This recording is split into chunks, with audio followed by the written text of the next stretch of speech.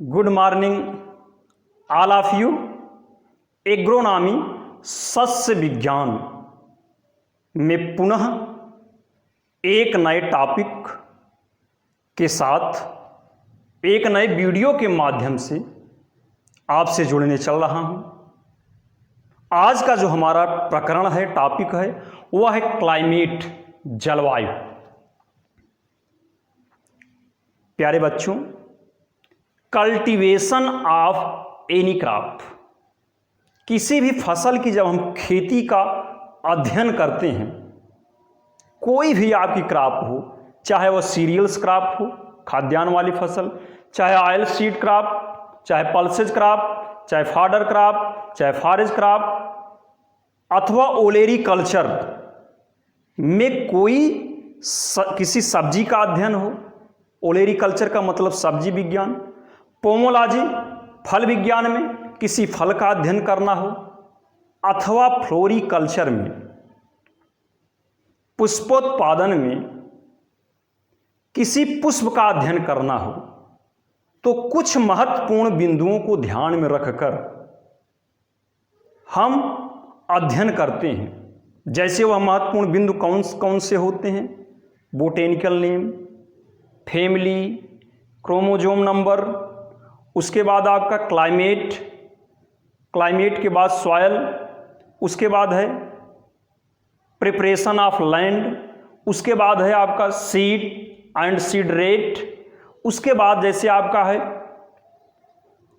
Weed, irrigation and drainage, उसके बाद आपका है insect pest disease and their control, yield उपज, सीड प्रोडक्शन, स्टोरेज इत्यादि कई महत्वपूर्ण बिंदुओं को ध्यान में रखकर हम किसी भी फसल का अध्ययन करते हैं।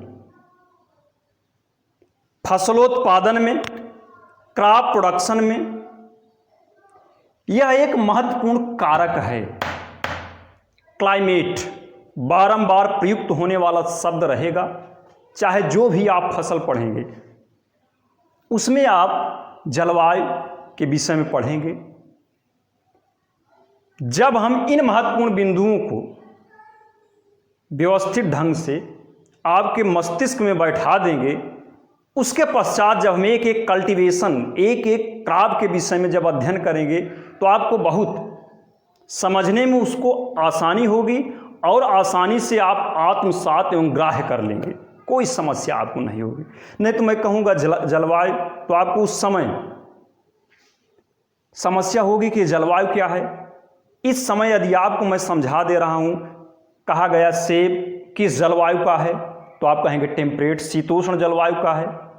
ठीक, इस तरीके से एक हमने उदाहरण प्रस्तुत किया।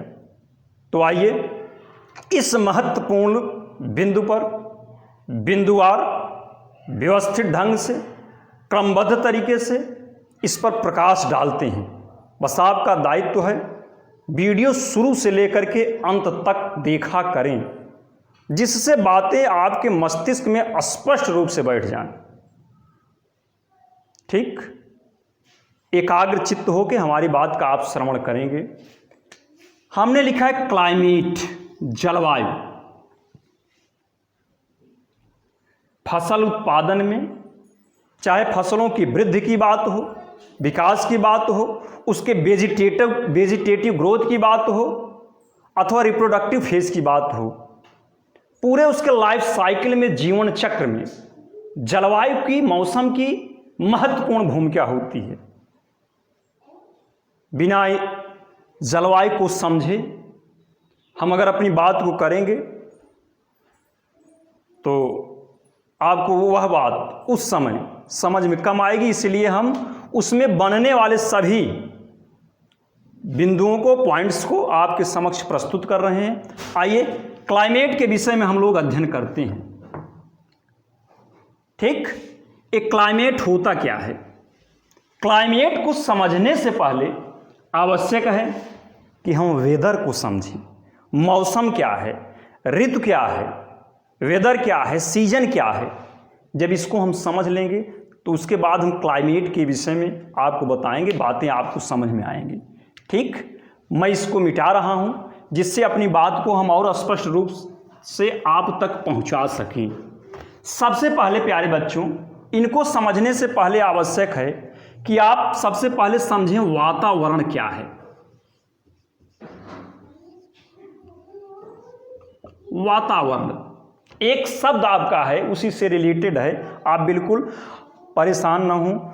हमारे चारों ओर गैसीय आवरण है, हमारे चारों ओर का गैसीय आवरण जिसमें धूल के कण एवं जलवाष्प सम्मिलित होते हैं, वही आपका वातावरण कहलाता है।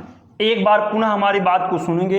हमने कहा हमारे चारों ओर गैसीय आवरण जिसमें जलवाष्प एवं धूल के कण सम्मिलित होते हैं, वही आपका वातावरण कहलाता है।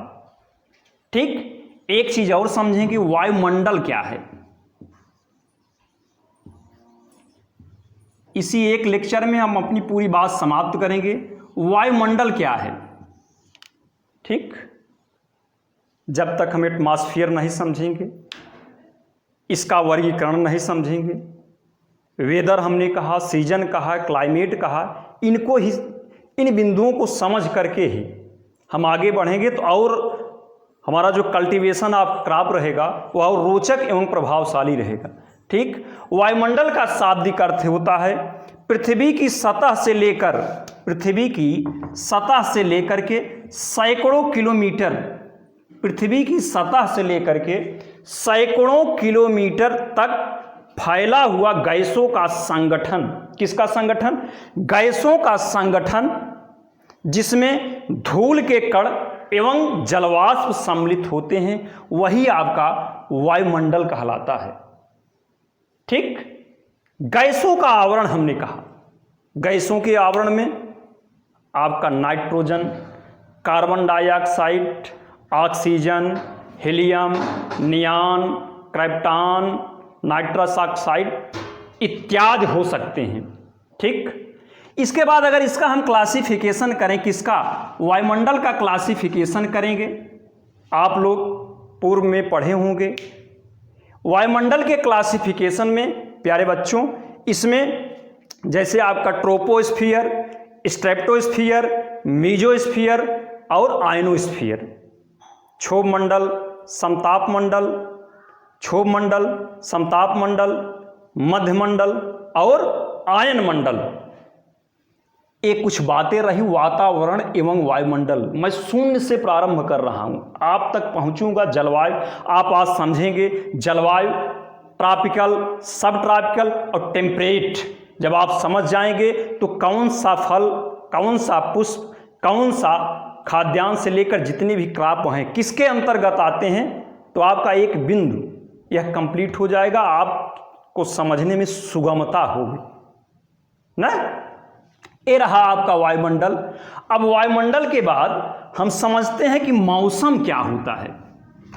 ठीक, वायुमंडल के बाद हम समझते हैं कि मौसम क्या होता है, जिसको हम कहते हैं वेदर। वेदर का मतलब प्यारे बच्चों होता है मौसम ना। वेदर का मतलब होता है मौसम। मौसम क्या होता है? प्रायः मौसम एवं ऋतु दोनों को एक ही अर्थ में प्रयुक्त किया जाता है, परंतु दोनों में बहुत ही सूक्ष्म अंतर है। आइए इस सूक्ष्म अंतर को समझते हुए हम क्लाइमेट तक पहुंचते हैं। सबसे पहले समझेंगे कि मौसम होता क्या है। ठीक, प्यारे बच्चों, 1-2 दिन के वायुमंडलीय दशा को, 1-2 दिन के वायुमंडलीय दशा को ही हम मौसम कहते हैं। अगर और इसको विस्तृत ढंग से परिभाषित करें तो मौसम का शाब्दिक अर्थ होता है, किसका? मौसम का शाब्दिक अर्थ होता है किसी विशेष समय में, कोई भी विशेष समय में वायुमंडल के ताप, वायुमंडल की दिशा, वायुमंडल की गति इत्यादि के परिमाण को मौसम कहा जाता है। ठीक। और जो ऋतु होती है, सीजन, जो सीजन होता है, सीजन को हमने कहा ऋतु, सीजन को क्या कहा जाता है? ऋतु। ऋतु क्या होता है प्यारे बच्चों? बहुत दिनों के मौसम संबंधी घटनाओं को, बहुत दिनों के मौसम संबंधी घटनाओं को ही ऋतु कहा जाता है। जैसे इस समय वर्षा ऋतु है। कौन सी ऋतु है? वर्षा ऋतु है। अभी जो वर्तमान प्रेजेंट टाइम की स्थिति है, मौसम एकदम बना हुआ है, बदली है, बादल युक्त मौसम है, बारिश की प्रबल संभावना है। बारिश हो जाने के बाद मौसम में कुछ शीतलता आ गई तो हम ये नहीं कहेंगे कि यह शीत ऋतु आ गई, यह बोलना हमारा गलत होगा।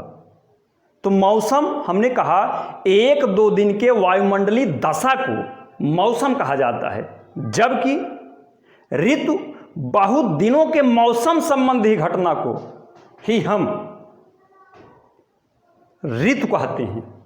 जैसे कभी कभी यदा कदा या बहुतायत आप लोग देखते होंगे, ठंडी का समय हो, खूब चिलचिलाती धूप, यानी कि धूप निकल जाए और कुछ उष्णता बढ़ जाए, तो ये नहीं कहेंगे कि गर्मी आ गई। वह मौसम है, उस दिन का मौसम, उस दिन की वायुमंडलीय दशा जो है वह थोड़ा गर्म हो गई। तो गर्म होने का मतलब ये नहीं कि ग्रीष्म ऋतु आ गई ना, कदापि नहीं ऐसा है। तो मौसम का शाब्दिक अर्थ होता है कि 1-2 दिन के वायुमंडलीय दशा को मौसम कहते हैं, और बहुत दिनों के मौसम संबंधी घटना को हम ऋतु के नाम से जानते हैं। ठीक। स्टार्टिंग में आप लोग क्लासिफिकेशन ऑफ क्रॉप में पढ़े हैं। क्लासिफिकेशन अकॉर्डिंग टू सीजन, ऋतु के आधार पर फसलों का वर्गीकरण, उसमें आपने पढ़ा है खरीफ, रबी, जायद। तो हमें आशा ही नहीं, पूर्ण विश्वास है कि आप वातावरण, वायुमंडल, मौसम, ऋतु इत्यादि के विषय में समझ गए होंगे। ठीक। संक्षिप्त में मैं प्रकाश डालते हुए आगे बढ़ रहा हूँ। इस टॉपिक को प्रयास हमारा रहेगा कि आज ही समाप्त करें। अगला जो हमारा है, ये सब बातें आप तक पहुँच गई। और जो मौसम होता है आप जानते हैं, एक आपका कंपटीशन के दृष्टिकोण से भी महत्वपूर्ण है, वैसे भी आपका महत्वपूर्ण है। आप जाने इसको, WMO, वर्ल्ड मेट्रोलॉजिकल ऑर्गेनाइजेशन, ध्यान से सुनेंगे, वर्ल्ड मेट्रोलॉजिकल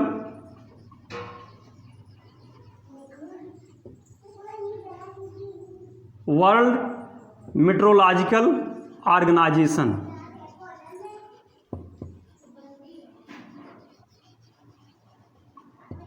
इसका हेडक्वार्टर, जो इसका मुख्यालय है, वह है जिनेवा में। कहाँ है? जिनेवा में। जिनेवा कहाँ है? Geneva, Switzerland, SWI, Switzerland. Geneva कहाँ है? जिनेवा जो है यह स्विट्जरलैंड में है। ठीक। वर्ल्ड मेट्रोलॉजिकल ऑर्गेनाइजेशन, ठीक, इसको हम कहते हैं विश्व मौसम विज्ञान संगठन। यह कहाँ है? जिनेवा, स्विट्जरलैंड में है। और अगर IMD की बात करें प्यारे बच्चों, IMD का मतलब होता है इंडियन मेट्रोलॉजिकल डिपार्टमेंट।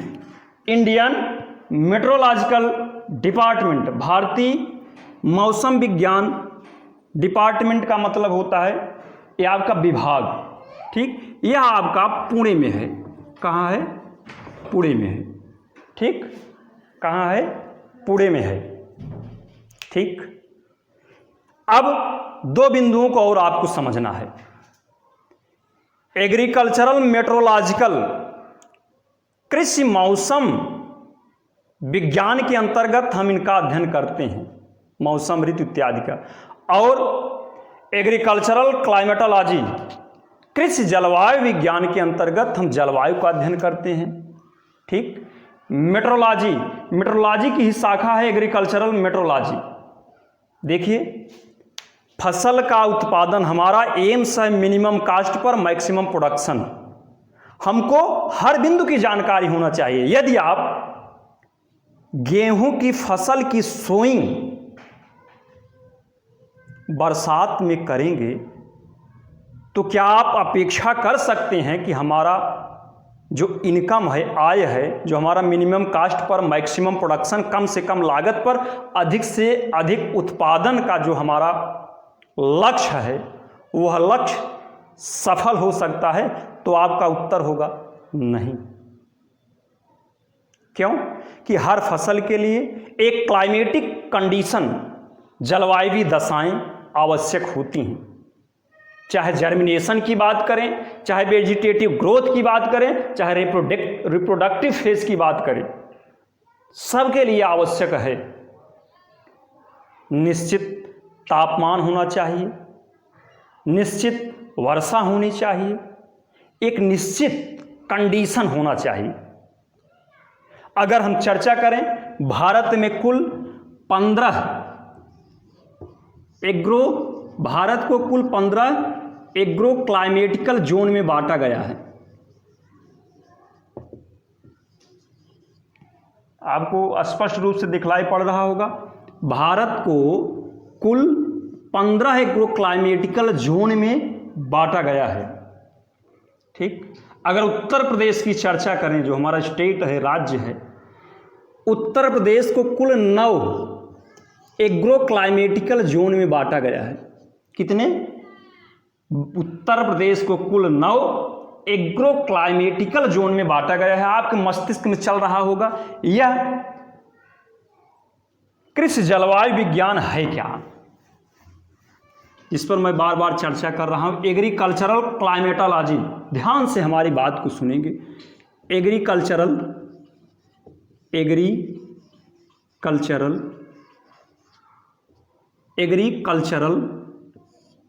क्लाइमेटोलॉजी,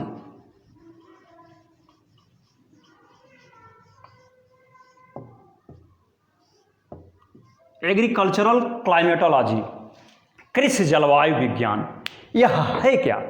प्यारे बच्चों, कृषि जलवायु विज्ञान जलवायु विज्ञान की वह शाखा है जिसमें जलवायु के स्तर का, फसल के उत्पादन, फिर से एक बार सुनेंगे, एग्रीकल्चरल क्लाइमेटोलॉजी, कृषि जलवायु विज्ञान जलवायु विज्ञान की वह शाखा है जिसमें जलवायु के स्तर एवं कृषि उत्पादन का सीधा परस्पर अध्ययन किया जाता है।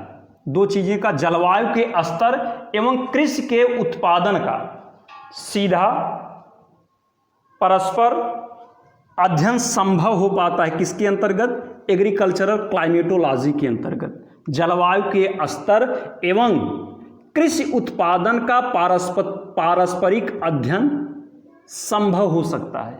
ठीक, यह रहा आपका एग्रीकल्चरल क्लाइमेटोलॉजी, कृषि जलवायु विज्ञान। ठीक, ये सब कुछ बातें रहीं, आपके समक्ष प्रस्तुत किया गया। हमारा जो महत्वपूर्ण टॉपिक था वह था क्लाइमेट। आइए हम लोग क्लाइमेट पर विस्तृत ढंग से अध्ययन करते हैं, क्लाइमेट होता क्या है। ठीक, क्लाइमेट पर हम लोग चर्चा करते हैं, क्लाइमेट है क्या। जलवायु, जो हमारा टॉपिक था जलवायु। प्यारे बच्चों, मौसम के लंबे समय के औसत को ही जलवायु कहा जाता है। मौसम के लंबे समय के औसत को जलवायु किया जाता है। अगर जलवायु के निर्धारण के विषय में बात करूं, जलवायु का निर्धारण, इसका निर्धारण जो किया जाता है वह 30 से 35 जलवायु का जो निर्धारण किया जाता है वह 30 से 35 सालों के मौसम, YEAR, 30 से 35 सालों के मौसम के औसत से निकाला जाता है। इसका जो निर्धारण किया जाता है 30 से 35 सालों के मौसम के औसत से इसका निर्धारण किया जाता है। ये रही बातें जलवायु की। अब हम आगे चर्चा करेंगे क्लासिफिकेशन ऑफ क्लाइमेट, जलवायु का वर्गीकरण। आइए इस महत्वपूर्ण बिंदु पर हम चर्चा करते हैं कि जलवायु का वर्गीकरण किस ढंग से किया जाता है। ठीक, जलवायु का, यही मैं अपनी बात को लिख रहा हूं, जलवायु का वर्गीकरण, जलवायु का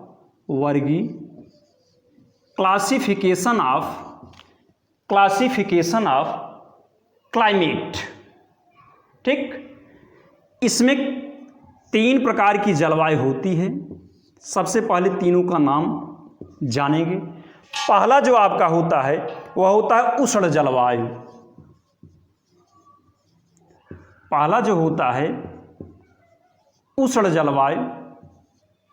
दूसरा होता है आपका उपोष्ण जलवायु, उपोष्ण जलवायु।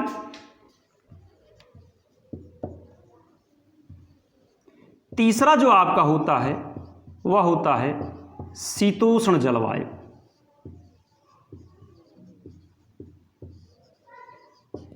इस उष्ण जलवायु को हम, यह जो आपका उष्ण जलवायु है इसको हम टेम्परेट, ध्यान से हमारी बात को सुनेंगे, एक एक के विषय में बता रहा हूं। टेम्परेट,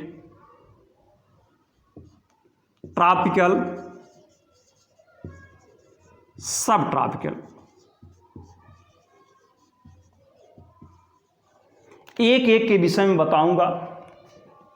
इन सब बिंदुओं को हमने कहा जब तक आप इसको समझेंगे नहीं, हम कहेंगे आम किस जलवायु का पौधा है, टेम्परेट का है कि सब ट्रॉपिकल का है कि ट्रॉपिकल का है, तो आप कंफ्यूज हो जाएंगे, आपको समस्या होगी। अभी गेहूं को कहा जाए किस ऋतु का अथवा किस जलवायु का पौधा, आप कहेंगे टेम्परेट। तो जब जलवायु को हम समझे रहेंगे, हमने कहा किसी भी बार बार प्रयुक्त होंगे, हेडिंग आपकी बनेगी botanical name, family, chromosome number, origin place के बाद तुरंत आपका क्लाइमेट आएगा। तो हम इन बिंदुओं को आप तक स्पष्ट रूप से पहुंचाने का प्रयास कर रहे हैं। जब ये सब बातें आपको स्पष्ट रूप से समझ में आ जाएंगी, आपको मैं कह रहा हूँ कोई समस्या नहीं हो। आप जब पढ़ेंगे किसी भी कल्टीवेशन ऑफ क्रॉप, एनी हमने कहा कोई भी आपका हो सकता है, तो आपको कोई समस्या उत्पन्न नहीं होगी। ठीक, समय का ध्यान रखते हुए आइए हम सबसे पहले उष्ण जलवायु पर चर्चा प्रारंभ करते हैं। उष्ण जलवायु होती क्या है? कौन सी जलवायु? उष्ण जलवायु। सबसे पहले हम चर्चा करेंगे उष्ण जलवायु पर।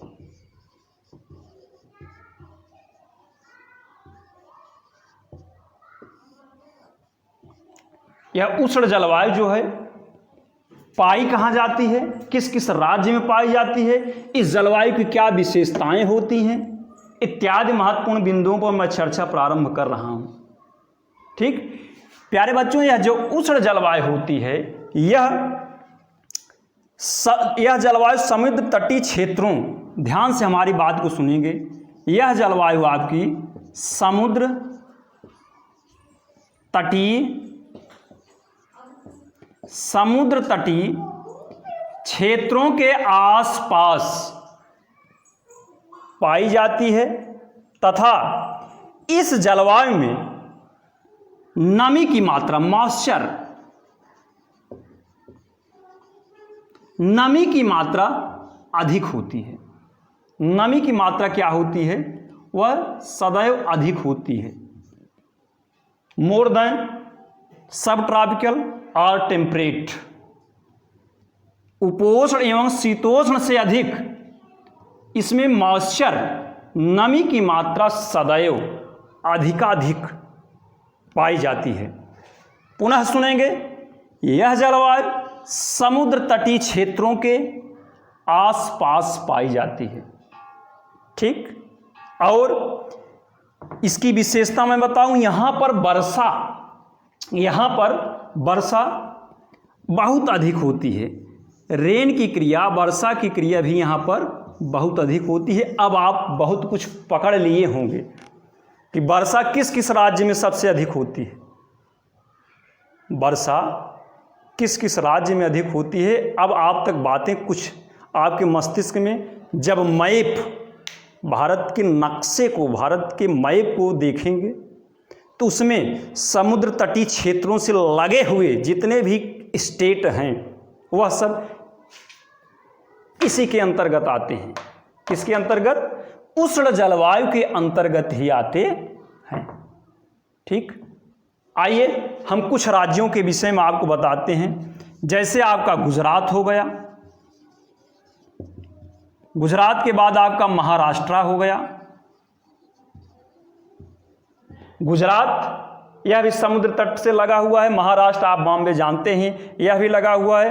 कर्नाटक, केरल, तमिलनाडु, कर्नाटक, केरल, तमिलनाडु, कर्नाटक, केरल, तमिलनाडु, आंध्र प्रदेश, एपी, तेलंगाना इत्यादि राज्य उष्ण जलवायु के अंतर्गत आते हैं। किस जलवायु के अंतर्गत आते हैं? उष्ण जलवायु के अंतर्गत आते हैं। ठीक, और कुछ विशेषताओं के विषय में चर्चा कर रहा हूं। और इस जलवायु की विशेषता क्या होती है? यहां पर गर्मियों एवं सर्दियों के तापमान में बहुत अंतर नहीं होता है। जो छात्र बॉम्बे गए होंगे वे इस विषय में और अच्छे ढंग से जानते होंगे। ठंडी के समय में आप जाइए, वहाँ पर आपको बहुत शीतलता का आभास नहीं होगा। हम नहीं कह रहे हैं, बहुत अंतर नहीं होता है। यहाँ पर अलाव की व्यवस्था, अथवा आप मोटे वस्त्र को धारण भी करते हैं। साथ ही साथ चाहे आप अपने शरीर को ढकने के लिए जब शयन करते हैं तो दो एक रजाई का भी प्रयोग करते हैं, हीटर इत्यादि की भी व्यवस्था रहती है। इतनी ठंडक रहती है। आपके यहाँ की मैं चर्चा कर रहा हूँ, लेकिन आप गुजरात जाइए, महाराष्ट्र जाइए, जितने भी राज्य के विषय में हमने लिखा है आप जाएंगे तो यहाँ पर आपको उतनी शीतलता महसूस नहीं होगी। जो भी आपकी ज्ञानेंद्रियां हैं उनको बहुत ठंडक महसूस नहीं होगी। ठीक, हमने कहा बरसात आप सुने होंगे, मानसराम, चेरापूंजी इत्यादि ऐसे स्थान हैं जहाँ पर घनघोर स्थितियाँ ऐसी बनती हैं, घर से बाहर लोग निकलते हैं तो छाता ले करके निकलते हैं। अब उस तरफ हम अगर बढ़ेंगे, पूर्व में हमने इंटर फाइनल F2 में इससे संबंधित इरिगेशन वाला चैप्टर जब पढ़ाया जा रहा था, पहला चैप्टर आपका था, उसमें हमने विस्तृत ढंग से जो वीडियो बनाया था शुरू में ही अप्रैल में, आपके स्मरण में होना चाहिए। मैं अपेक्षा करता हूँ कि बातें यदि भूल रहे हैं तो आपकी कमी है, नहीं पढ़ रहे हैं तो ये ठीक बात नहीं है। इस तरीके से हमने एक क्लाइमेट के विषय में, मैं समय देख रहा हूँ लगभग 30 मिनट के आसपास हो गया, समय का भी ध्यान रखना है। तो अगले दिन प्रयास था कि आज ही तीनों जलवायु के विषय में बताया जाए, लेकिन कोई बात नहीं, एक और वीडियो के माध्यम से हम इस टॉपिक को ख़त्म करेंगे। उसके बाद जैसे खरपतवार बार बार पूछा जाता है, एक हेडिंग बनती है, जब उसमें हम बता देंगे कौन सा खरपतवार खरीफ का है, कौन रबी का है, कौन जायद का है। तो आप खरीफ में धान पढ़ रहे हैं, cultivation of paddy, cultivation of maize, cultivation of jowar bajra इत्यादि के विषय में पढ़ेंगे तो आप तुरंत उसमें खरपतवार को अंकित कर सकते हैं, लिख सकते हैं। ठीक, इस तरीके से हमारा आज प्रयास रहा। इस टॉपिक को समाप्त किया जाए, लेकिन कोई बात नहीं है, आपके लिए बेहद ही लाभकारी है। लाभकारी इस दृष्टि से है कि जब आप इसको समझे रहेंगे तो चाहे पोमोलॉजी, चाहे ओलेरिकल्चर, चाहे फ्लोरिकल्चर, चाहे हमने कहा कोई भी सीरियल्स क्रॉप हो, अथवा कोई भी ऑयल सीड, कोई पल्सेज, कोई भी फाडर, कोई भी फारेज, कोई भी लेगुमिन, जो भी हैं जितने, सबको पढ़ने में आपको सुगमता होगी। आप अपने दायित्व का सदैव मैं बार बार कहता हूँ निर्वहन करते रहें, पठन पाठन में लगातार व्यवस्थित ढंग से लगे रहें। बातें आपसे निरंतर हो रही हैं। बहुत बहुत धन्यवाद।